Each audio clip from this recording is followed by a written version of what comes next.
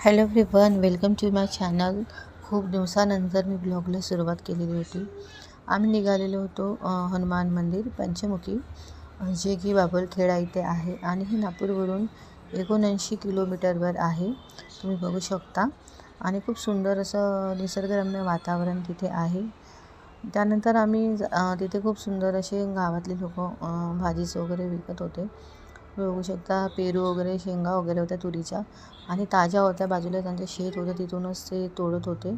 त्यामुळे आम्ही तिथनं ते घेतलेलं आहे पेरू वगैरे. त्यानंतर आम्ही निघालो म्हणजे त्याच्या मार्गाने जायला.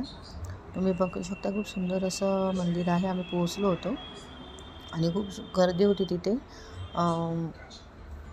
ख्रिसमसच्या सुट्ट्या होत्या, त्यामुळे खूप गर्दी होती आणि शनिवारसुद्धा होता, त्यामुळे आणखी गर्दी होती. तुम्ही बघू शकता. आणि तिथे मला मोबाईलला शूटिंग करायला, व्हिडिओ काढायला अलाउड नव्हतं, तरीसुद्धा मी मुद्दामून व्हिडिओ काढलेला आहे. तुम्ही बघू शकता, खूप सुंदर अशी हनुमानजी आहे पंचमुखी. आणि आता खूप लोक तिथे जातात बहुतेक.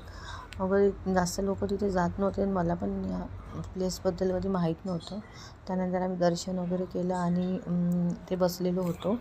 त्यानंतर आम्ही निघालो. इकडे नवग्रहांचं मंदिर आहे, बघू शकता. आणि बाजूला शनी मंदिरसुद्धा आहे.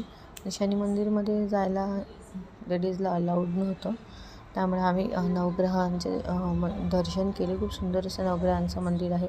त्यानंतर आम्ही निघालो जायला. मग त्यानंतर आम्हाला तिथे शॉप होती, कच्चा चिवडा वगैरे, झुणका भाकर. खूप सुंदर असं प्लेस, म्हणजे तिथे जागा आहे, गव्हर्नमेंटची जागा होती, पण लोकांनी खूप सुंदर असं तिथे बांधलेलं होतं. त्यांचं खूप सुंदरच. आणि झुणका भाकर बनवत होते, बघू शकता तुम्ही. त्यानंतर आम्ही झुणका भाकर वगैरे घेतली, कच्चा चिवडा वगैरे घेतला आणि निघालो जायला. मनामध्ये मग आम्हाला मोसंबीचे खूप सुंदर असं हे गाडी होती तिथे आणि 100ला 3 किलो देत होते, त्यामुळे खूप स्वस्त पडत घेतला. तिथून मग माझ्या मामाकडे जाऊन आम्ही घरी निघालो. कसं वाटलं?